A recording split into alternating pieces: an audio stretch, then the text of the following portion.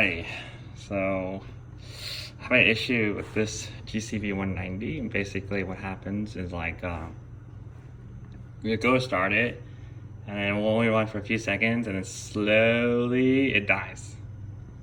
And then when you try starting at start, you also find compression coming out of the carburetor side, and eventually you tear it apart. You find that the timing's off, you reset the timing, and as soon as you run again, the timing jumps again, and it just keeps happening, no matter how fast, how slow. And so I think I know if I finally found the problem. So basically, if you hold it still, you can see how I can actually turn this. Don't think that's supposed to happen on this engine.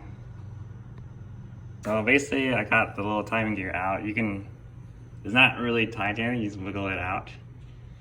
And so you can see, it sits like this. You can see how it's like totally sheared off here. And so basically this part is supposed to be sitting here, and that's how it holds the gear in place while the entire thing is spinning. So hopefully it helps you, you find the same issue, replace this, should you get you going again. Don't be like me, spending hundreds of dollars, replacing a lot of parts, and I couldn't think why until I found out that, wondering why I could turn the camshaft. So, yep.